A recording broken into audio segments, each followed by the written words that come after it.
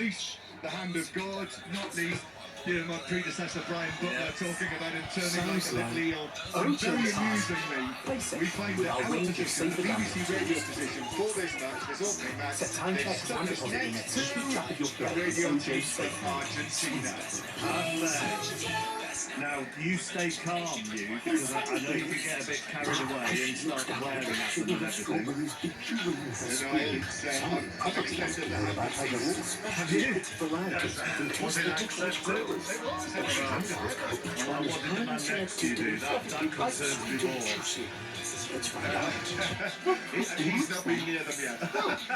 Just because a lot of people later they put this on a screen and then sync up your commentary. So if people are watching, and I've got a screen with the Azteca on at the moment, are you opposite the two benches? Are they the other side of the pitch to you? And therefore, when you are looking down at where those memorable moments happened 40 years ago, are they down to your left? Yes, they are. We are on the dugout side of the ground.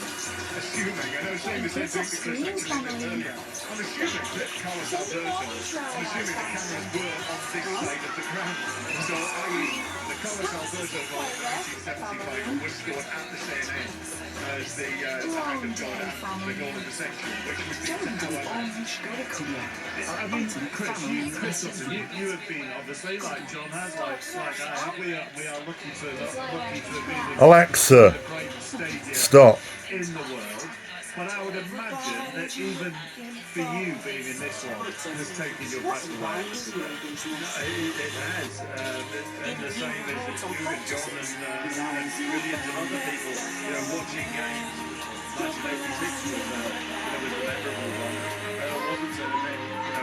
And you're imagining what you're watching and the feeling what the stadium's like, and then to visit it and the history which there is with the stadium, and just how vast the stadium is. And we're sat high up, and it's very steep, and it's filling up. And John mentioned our early morning arrival here. I've never arrived at a football match at 7:30 in the morning, but the volume of fans, like hundreds of thousands of us Mexican fans were there, and there was maybe some protests and what have you, and a lot of talk around the World Cup, and will the stadium all be full? Well, we're a couple of hours from kick-off now, and this one certainly will be. So it's an absolute pleasure to be here, and I'm still taking it all in. It's a wonderful football stadium. So give us a sense then of journey to the stadium, John, and if you did witness protest, and then give us a sense of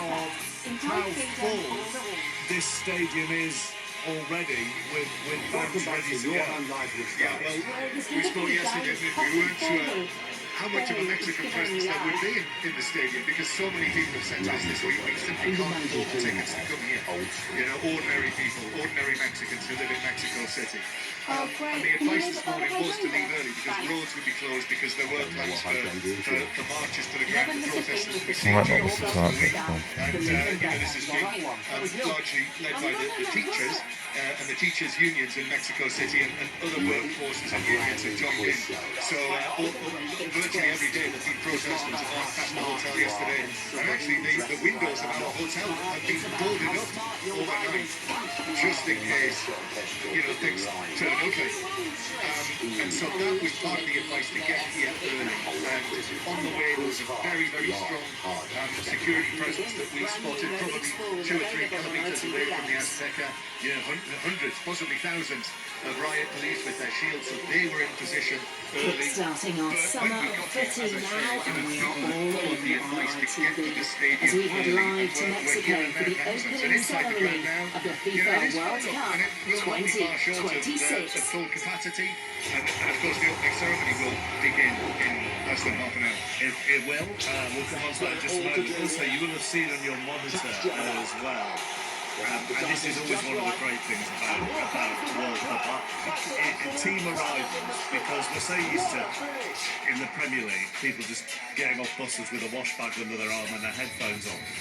But South Africa have danced, stroke, shuffled their way into the Azteca, and I don't know if you still got this on the monitor, but they are still going. I mean, I know this is a massive cavernous stadium, and below it there must be so miles and miles of corridors, but they originally were in a sort of about a line of 5 and then sort of 6 deep. Now they've gone into pairs and are still going on the way to their dressing room, but it is all coordinated, John, like a dance. Yeah, and they showed that on the big screen. And It's brilliant. Yeah, terrific. And we have seen that before. Yeah. And, you know, they've not yet, I don't know if they are going to come out onto the pitch before the game has to look as most teams do. Maybe we won't see them until the actual warm-up begins.